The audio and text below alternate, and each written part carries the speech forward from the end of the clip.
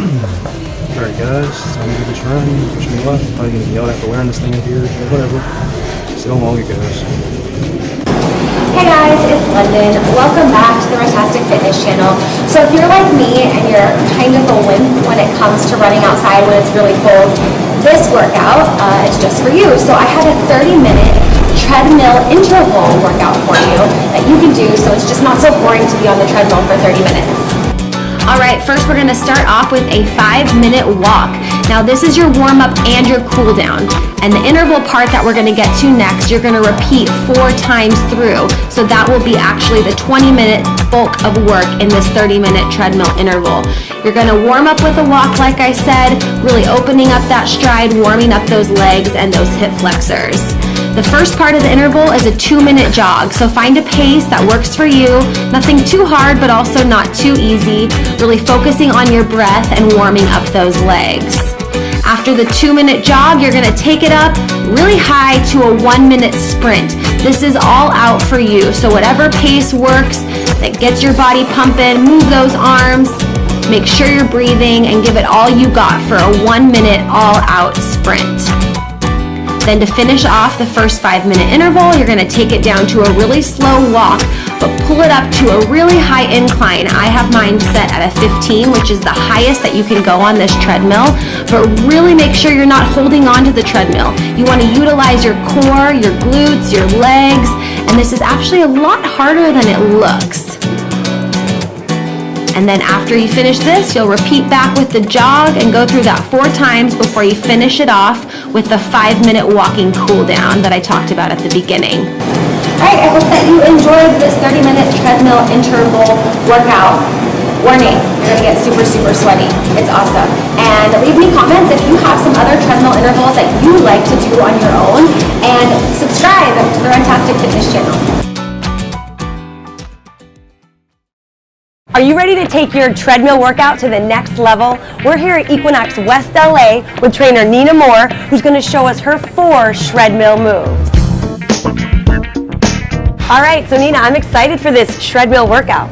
How do we start? All right, we're going to start with your plank position. So we're going to put you on the box. So Anna's going to stand on a plyo box to just kind of keep her body in a little better position. She's going to start straddling the treadmill itself. So we're going to talk about her being in a nice neutral position here with her hips.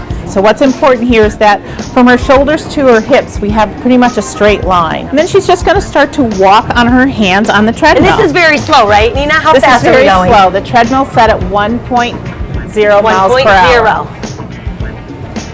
And the goal is to do this for about a minute. Woo!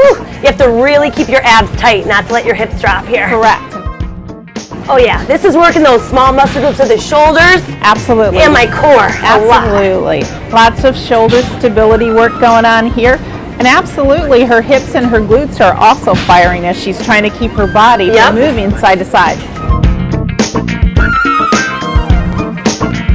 So our next movement is a reverse mountain climber on the treadmill. Okay. So we're going to put Anna on the treadmill in a plank position.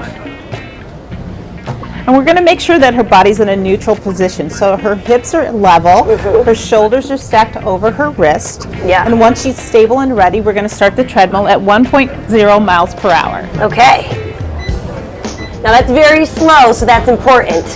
Right, and what's important is that you take your time with this movement. Make sure that you understand the direction that your feet are going to move on the treadmill.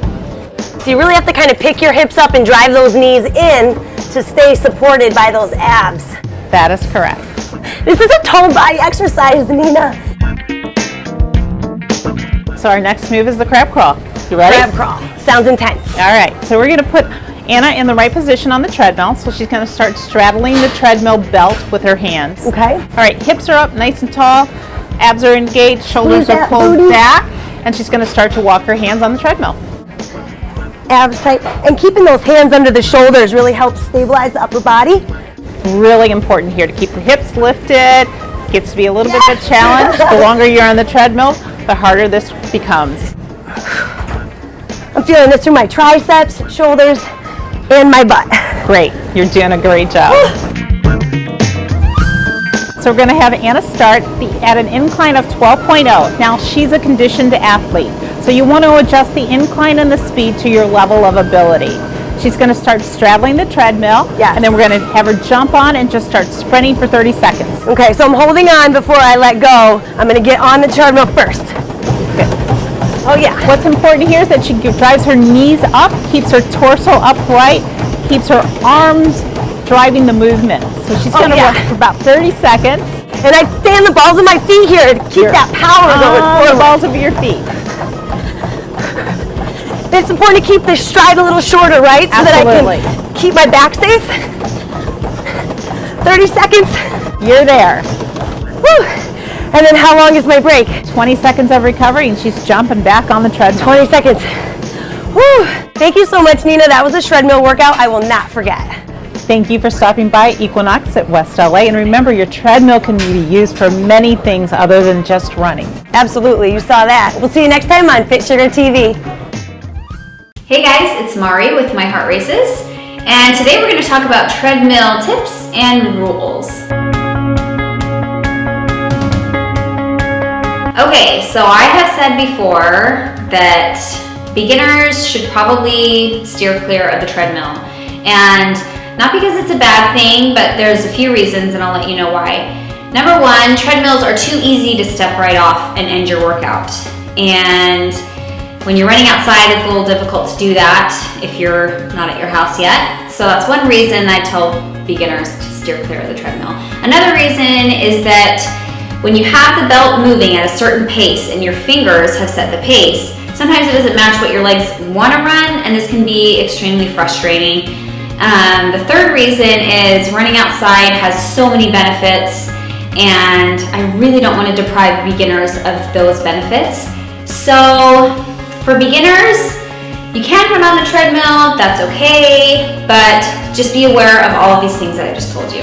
The treadmill, also sometimes referred to me as the treadmill, is not ideal, but I'm a mother, I have 4 kids, they're busy, I'm busy. I also live in Arizona, and it doesn't match everyone else's treadmill season. Everyone else's treadmill season is usually the winter because of snow and weather, but here in Arizona, the treadmill season is the summer, and it gets very hot, very uncomfortable outside, and this guy right here is my best friend from July to October because it's unbearable to run outside. It's not unbearable, but it's not ideal. So for this reason, I have a treadmill in my basement. It's extremely convenient, and especially when you have a baby. I remember when my youngest was an infant and she would take a lot of naps. I was using that time to get on the treadmill. It's just so easy. You don't have to leave the house, and it's always there ready and waiting. I don't have a gym membership, but I know a lot of people do. Normal people have gym memberships. I don't, but and those are always available too. They're always ready, waiting for you at the gym. Now I'm going to tell you a few things about the treadmill that you need to know before you start training on them. The first is that treadmills are actually easier to run on than pavement, and the reason for this is that the belt on the treadmill is moving, and it's moving towards you, and this actually is an aid to your feet in picking them up. So it takes less effort to pick your feet up because of the belt is moving towards you and helping you. Another reason why it's a little bit easier is there's no elements. There's no wind, there's no weather, there's no sunshine. All of those things can contribute to how difficult a run can be, and without those things, the treadmill is a little bit easier. So because of this, I say to always have your incline at least a 1.0%. And this can account for all the things that you're missing by running inside. You're missing inclines and hills and wind and sunshine and weather and all that stuff. So always keep it at a 1.0%. The treadmill, it has armrests, but I always say those armrests are for people 75 or older. So if you're not 75 or older, pretend they are not there. There's nothing more silly to me than seeing someone on a treadmill with their arms on the armrests. It's crazy. Pretend they're not there. They're not there for running. They're there for if you're falling or if you're 75 or over. So just don't even pretend that they're there. Don't use them. They are an aid and they are a crutch, and you just need to just learn how to do without. When you're running outside, there's no armrests. So no armrest for you. Thanks for watching my video, guys, on treadmill tips and rules. And don't forget to subscribe to my channel and leave me a comment and let me know what you're thinking. Thanks for watching. Happy running.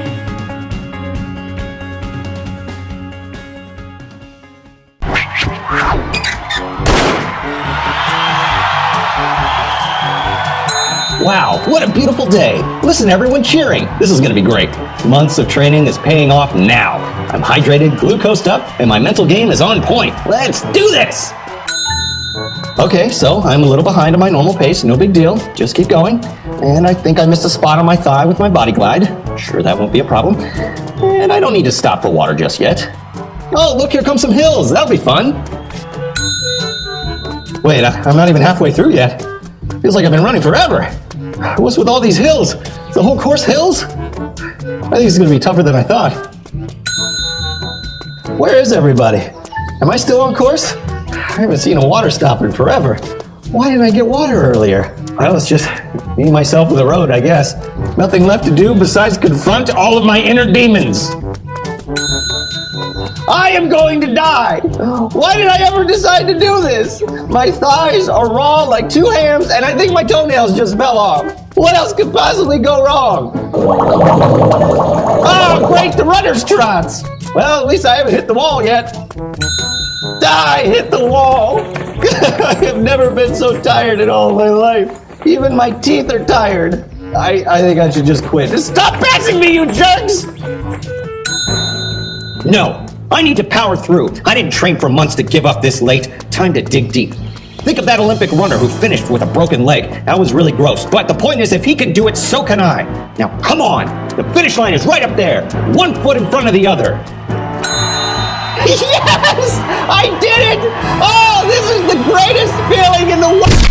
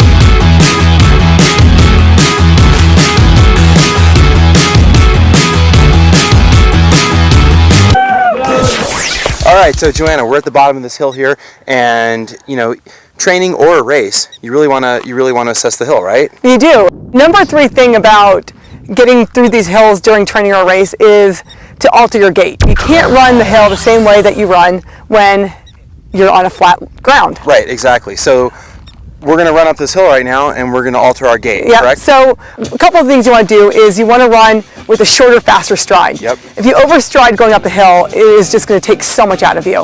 Exactly. So why don't we... And you don't want to hunch over as well, right? Right. So when people say lean into the hill, right, people take that to mean leaning this way, and you don't want to hunch into it. You want to kind of lean forward from your ankles. We're talking Michael Jackson, Smooth Criminal. Yes, right? exactly. Lean. Yes. All right. So let's do this. All right. Okay. So what we're going to do here is you can see we're taking really short steps, driving up with the knees, getting some lift here, and popping up with the foot. Manage the energy, right? Exactly. All right, so here we have an example of Brandon overstriding up the hill.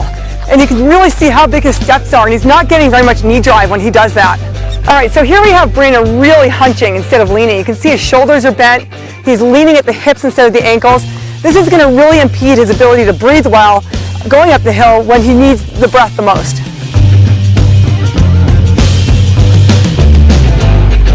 Number 2 is to really drive with your arms. Yeah, we can't stress how important arms are to get you up a hill. And again, we're going to show you exactly how to do it so that you're not over-exaggerating or under-exaggerating the arms, right? You can only get so much power out of your legs. Your legs are going to get tired. Your arms can really pick up some slack there and get you over the top when you feel like you're not going to make it. Absolutely. They're connected. So we're going to show you how to do it right.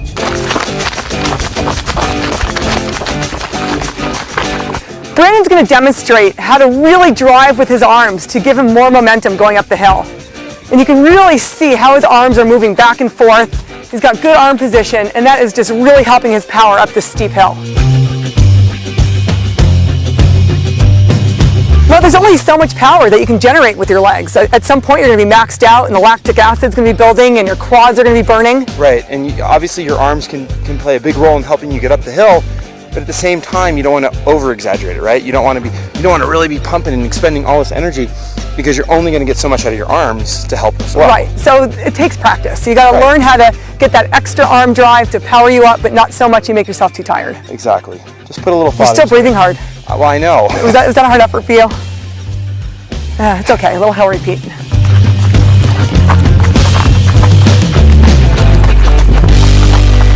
on, JC. I thought you were good. Whew. I think I started off a little too hard. Well, tell you what, our number 1 tip for how to handle a hill is going to be pacing, right? Exactly. Yeah, so. Don't go too hard at the beginning. Yeah. So many times in races, people get to the bottom of a hill and they look at it and think, I have got to get to the top of the hill as fast as I possibly can. Yeah, why do they do that? I don't know. That makes it really hurt. Right. So you can see as the camera panned up, that's about where you're going to start noticing this hill, and your mind is going to start thinking a lot of crazy thoughts, right? Yeah, because it started off pretty gradual, and then all of a sudden it gets very steep. It's over there. And this is the kind of hill profile you'll see in some races. Absolutely. And so when you're coming to the hill, you want to make sure that you know how to properly handle this hill pace-wise.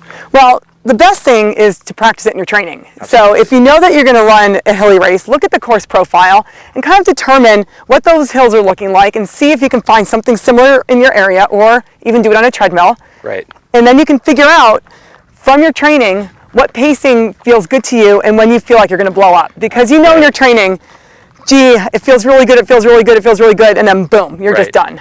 I have to say, one of my top things for understanding a hill, and you have to do this in the workout, is your heart rate and your breathing. Yeah. I mean, if you go up this hill and all of a sudden your heart rate is really high and you're breathing, you have not managed the hill. Exactly. And if you feel like your legs are burning, and sometimes in races we even see people walking up the hills, it means that you've gone too hard somewhere. Right. So what do you do though if you're running up this hill in a race and you know you're feeling pretty good and Joe Schmo blows by you? Do you go with him? What do you do?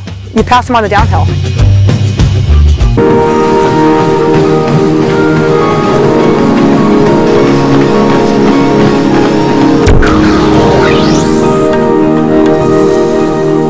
Okay, so the first thing that we're going to do on the treadmill is show you how to get your foot underneath your body. So it's directly under your body. Joanna's going to demonstrate this right now.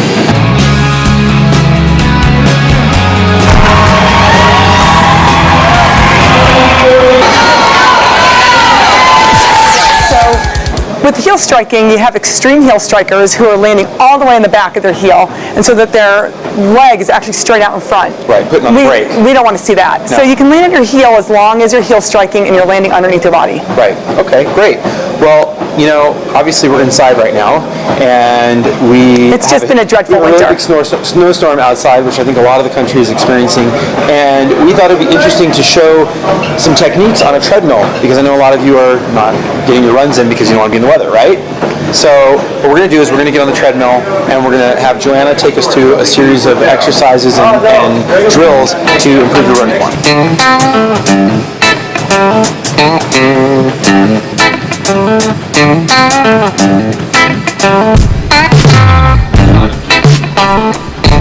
Alright, so we're going to show a little demonstration today. I've got Jared over here to my right, and Joanna's over to my left. Jared's going to show what this poor technique is. He's not really that kind of runner, but he's going to fake it. So Jared, why don't you get the treadmill going and show us how a lot of people do this poor run form. Alright, so as you can see right here, he's sitting back on his butt a little bit, almost like he's in a chair. And the camera's not really pointing down, right? I'm not sure what you can see, but he's really landing on his heel. The difference is, what we talked about before, is that his heel is landing in front of his body. So he's almost putting the brakes on, which is really hard to do on a treadmill because it's moving your foot backwards. But if you were outside, he would be putting the brakes on, especially downhill. And you can even see in his upper body here, he's really tense. He's almost like running like a hunchback, and I'm pretty sure he's getting tired quickly. So, Jared, I don't want to put you that pain anymore. Why don't we cut over to Joanna here, and we're going to demonstrate what proper run form looks like. Or not necessarily proper, because we have said that each runner has their own individual blueprint here, fingerprint. There are very few people that are going to run like her, because she runs on her toes so much. And she runs like a duck. But it's gotten so much better over time. But now, you can see right away, Joanna's running the exact same pace that Jared was on his treadmill. Her foot is landing right underneath her hips. She's running much taller. She's not hunched over. She's not sitting back. If she were outside, all of her motion is propelling her forward. She's not wasting a lot of energy here, where Jared was just plodding through, wasting energy, and risking himself to a lot of injuries and things like that.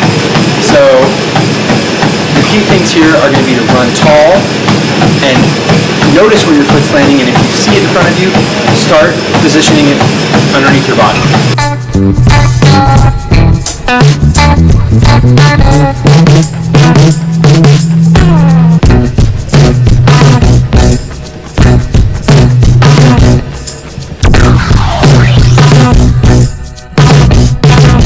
Alright, the second thing we're going to talk about is cadence.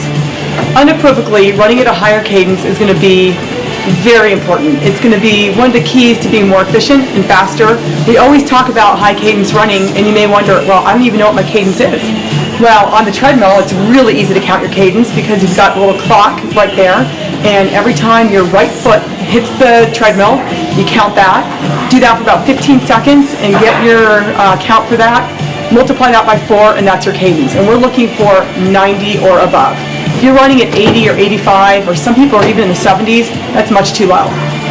Higher cadence is going to mean less effort throughout your race. And your training, you got to go for it. So we're going to have Jared demonstrate a low cadence. And people think that when you're running slow, that your cadence is going to drop, and that's not the case. If you practice it, you can still run at a high cadence at an easy pace. All right, Jared, let's see you do some low cadence running. Yeah. And the thing with low cadence running is it really makes you feel like you're lumbering. And a lot of people, when they're racing and training, the more tired they get, the lower their cadence goes. So by the end of a training or race, if you started off at a low cadence, you're going to be at just a very, very low cadence by the end of it. All right, so now we're going to take a look at what a higher cadence running is.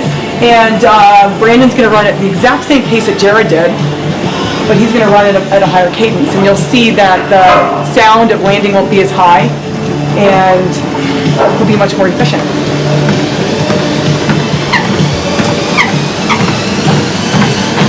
All right, get back going. Move those hips.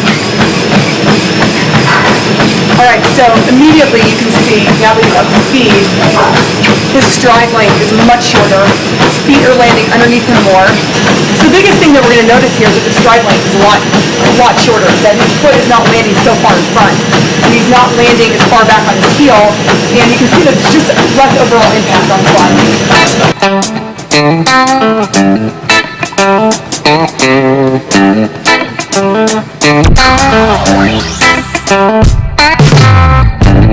Alright, so the third point that we're going to be talking about is your upper body position. And I'm not talking about your arms because everybody's arms are different. Some people flail, some people are really tight in.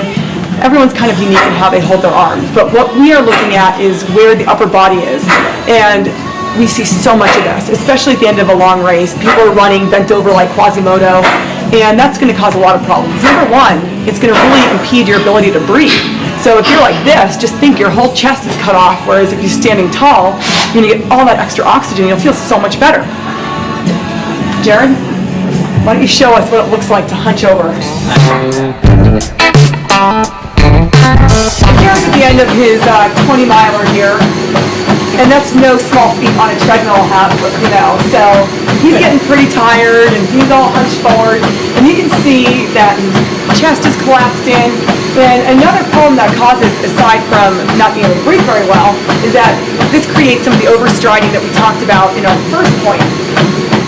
So changing the body position is not easy because we all have our habits, but this one is also very important because opening up the upper body will often change the leg position. So you kind of get a lot of bang for your buck with this one change. So here we have Brandon. He's standing a lot taller. You can see that he's not hunched forward at all. His chest is tall, his arms are back. This is allowing him to breathe better. It's allowing him to have a higher cadence. And he won't trip because you can see where he's going. And they would not, they wouldn't do, no, yeah, I mean. We wouldn't do it actually. No, they actually wouldn't do it. They were afraid, yeah. Right. So next time you're caught on a snow day, like we're caught here, why don't you get on the treadmill and instead of just thinking, oh, I gotta be on the treadmill, watch our video, look at Jared and how poor he ran, look at me and look how wonderful I ran, and Joanne how wonderful she ran, and try and incorporate some of the things that we just mentioned, right? Yeah, and most gyms have mirrors that are easily available while you're running. Check yourself out.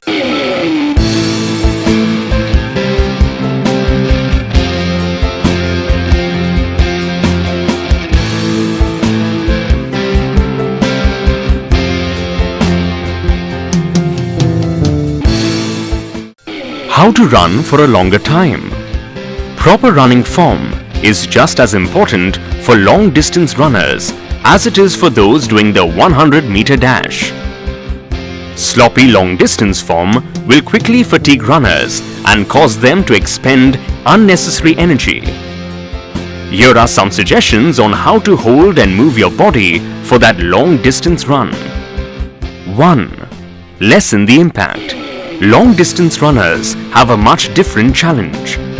Rather than letting calves take much of the impact, long distance runners should land on their toes first. This eases the pressure on your feet and allows you to run longer. 2. Strengthen and stretch. On the days you're not running, do exercises that will build up the various leg muscles supporting your stride. Squats will build your quads, and good solid lunges will shape your calves and promote flexibility, as the exercise requires you to stretch one leg in front of you as far as possible, while keeping the other stretched behind you and dropping your knee down low. 3. Practice posture. Building up your back, shoulder and chest muscles will help you keep proper posture and support your upper body during the long runs. It can be easy to slouch when the rest of your body is fatigued, but slumping your shoulders during a distance run will tire you at a much faster rate than a strong and upright back will. Alongside your running routine, be sure to do push-ups and other exercises to strengthen your upper body. 4. Carve your core and arms. Strong abs will support your back and keep your body balanced as you're gliding forward. Do a few sets of crunches a week after your runs, but be conscious not to strain your neck and shoulders. Be sure to keep strong, deliberate arms while running. Do what feels most comfortable, but keeping your forearms at about a 90-degree angle to your upper arms, with elbows slightly bent, is a good template. Running is an integral exercise, and amazingly enough, you can do it with no equipment and at your desired time. Thanks for watching. If you want to lose weight, running is one of the best ways to do it, as running burns more calories than any other form of cardio exercise. If you have some extra pounds that you want to shed, here are 12 tips to help get you started. 1. Get a great pair of running shoes.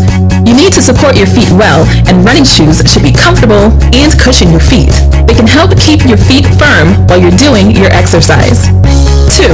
See a doctor. See a doctor first before you start your running regimen, or any exercise program for that matter. This is especially important if you are overweight or have any underlying health issue. 3. Begin by stretching before you run.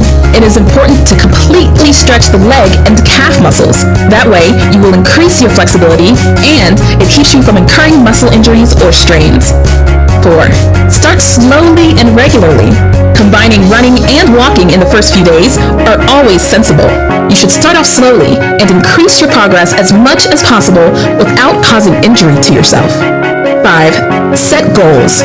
It is important that you set some goals in the beginning of how much weight you would like to lose. After all, it is nearly impossible to lose weight if you do not know how much you'd like to lose. 6. Increase the amount of time you spend running each week. Add 5 to 10 minutes more of running each week to increase the amount of calories burned. Once you begin to feel comfortable in your running exercise, you can start to speed up and run long distances. 7. Rest at least 1 day per week. This gives your muscles a day to rest and your body a day to recharge. 8. Drink plenty of water. Make sure to drink at least 8 cups of water every day. Drinking water can clean your body from waste and toxins. It speeds up your metabolism so you will burn fats faster, and it will increase energy levels as well. 9. Have a healthy, balanced diet. You need carbohydrates, proteins, fats, vitamins, minerals, and fiber in your diet. This will increase your energy level and will help you burn fat fast. 10. Take a friend. You are more likely to stay motivated if you take a friend. You can encourage each other to work together towards your goals. 11. Enjoy the scenery. Remember to also focus on other aspects besides just running to lose weight. You will be more likely to enjoy all the other benefits, such as feeling connected and strong. Choose different areas if possible, and go to the beach, the park, or somewhere you haven't been before. 12. Get enough sleep. Getting enough sleep is important for your weight loss program as well. Getting more sleep will balance your body's hormones and will prevent weight gain. And if you have any questions about weight loss and running, post them in the comment section, and I'll be sure to help you out. And if you are seriously looking for a fast and natural weight loss solution, then I recommend you to click the link in the description, www.serious-fitness-programs.com/weight loss. And if you like this video, please give it a thumbs up and subscribe and share it with your friends on Facebook, Twitter, and Google+. Thank you for watching, and see you next time. If you want to use running to lose weight, you may want to consider getting the okay from your physician to start. Also, to help make sure that you're successful with this, you might want to consider looking into a sports nutritionist or dietitian. This person will make it a lot easier to help you with the direction and where you're going so that you reach your goals. Sometimes when you use running to lose weight, you'll reach a plateau, and it's because you might be doing the same training program week after week. What you need to do at this point is change your routine. Maybe you're not doing strength training on the side. Maybe you can incorporate a speed workout or a hill workout. These things will challenge a different part of your body and get that fat burning system going to help challenge you a little more and help you reach your goals. So there are different things you can do with running to lose weight. Maybe you can increase miles for your long runs. The longer you go, over about an hour, hour and a half, your body starts to incorporate a fat burning process. But a key part of that is that you actually need to take calories in while you're running to help continue that fat burning process. It seems counterproductive, but that's not exactly true. Fat burns in the flame of carbohydrates. So to keep that fat burning process going, you need to actually take calories in. If you're going for about 45 minutes to an hour, after that, you want to start to take in about 100 calories, maybe every 20 to 30 minutes, but keep that pace going. To help with the weight loss, try to vary up your running routine. Your body can actually get bored by doing the same workout each time, week after week. So vary it. You can do a speed workout 1 day a week, you can do a long run on your weekends, and maybe find a time for a tempo workout later in the week So maybe speed, Tuesday, Wednesday, tempo, Thursday or Friday, do your long run on the weekend. It'll challenge various parts of your body and keep that fat burning going so that you continue to lose weight. Diet. Runners have special nutritional needs. Fulfill them for maximum performance. You will need a balanced diet, complex carbs, lean protein, good fats, high fiber, water-rich foods, and sports drinks. Step 1. Get 50 to 60% of your calories from carbohydrates, 20 to 25% from fat, and 15 to 25% from protein. If you eat 1,800 calories a day, 900 to 1,000 would come from carbs, which include fruits, vegetables, and grains. About 400 would come from fat, preferably good fats like nuts and olive oil, and another 400 or so would come from protein, such as beef, chicken, or fish. Going below 25% fat may increase your risk of injury. Step 2. Eat mainly complex carbohydrates, which means vegetables, fruits, and whole grains. Stick with lean protein like chicken and fish, and unsaturated fats like those in nuts and olive oil. Step 3. Eat most of your daily carbohydrate calories an hour or two before running to provide fuel for your run, and within 2 hours of finishing to replenish your energy stores. Pick ones that are rich in fiber and have high water content, like spinach and grapefruit. Step 4. If you're trying to lose weight, don't eat more calories than you are burning, or you'll gain weight no matter how much you're running. Multiply your weight by 13 for the calories you need to maintain your current weight. You burn about 100 calories for every mile you run. Step 5. Drink water an hour or two before you run. If you're planning to run for more than an hour, have a sports drink instead of water. It will help replace the electrolytes your body loses during a long run, and the sodium will help you retain water. To determine how much water you need to drink before a run, weigh yourself naked, get dressed, and go for a hard run, and re-weigh yourself in the buff. For every pound of weight you dropped in sweat, you need to take in 16 ounces of liquid. Step 6. Forget the old advice about severely limiting your carbs several days before a long-distance race and then gorging on them right before it. Recent research advises eating normally until 3 days before the big race, then increasing to a 70% carb diet up to and including the morning of a long run. Did you know? Contrary to popular belief, runners have fewer knee problems and musculoskeletal pains in their later years than non-runners, according to a study.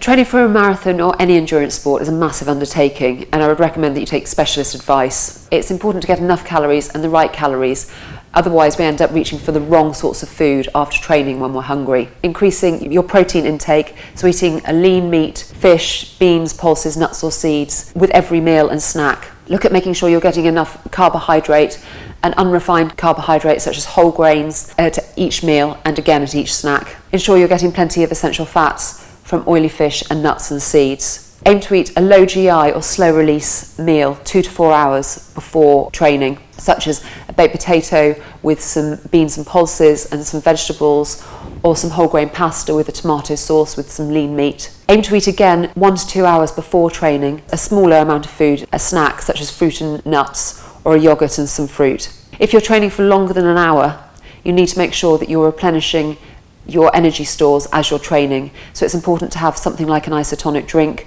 or some fruit juice mixed with some water. On finishing training, ensure you eat something within 1 to 2 hours of finishing your training. Again, make sure it's a good balance of protein and unrefined carbohydrate. And then aim to have a main meal within 2 to 4 hours of training.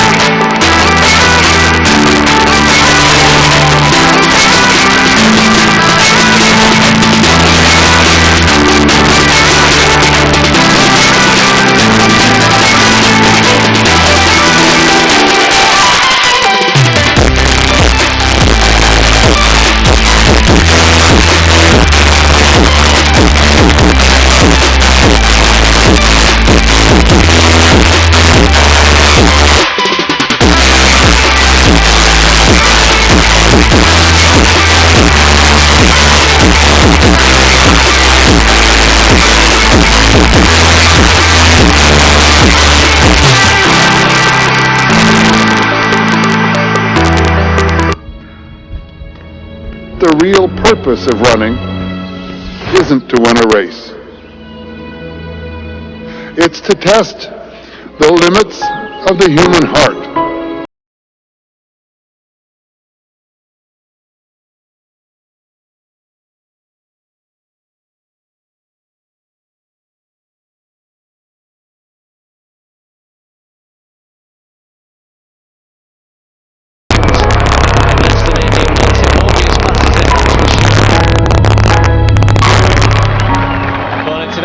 Joy and a pleasure and a privilege to watch Paula Radcliffe in full flow.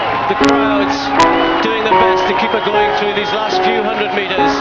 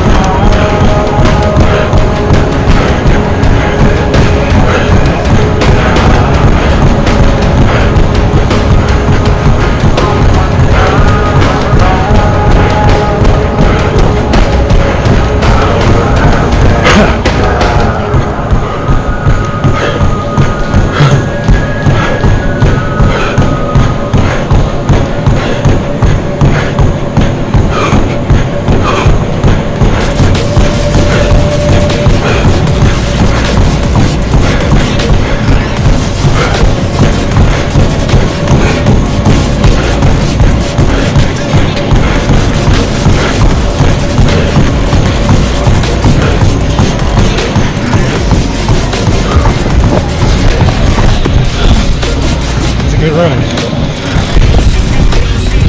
miles, 29.3. Water time. I gotta clean it off first.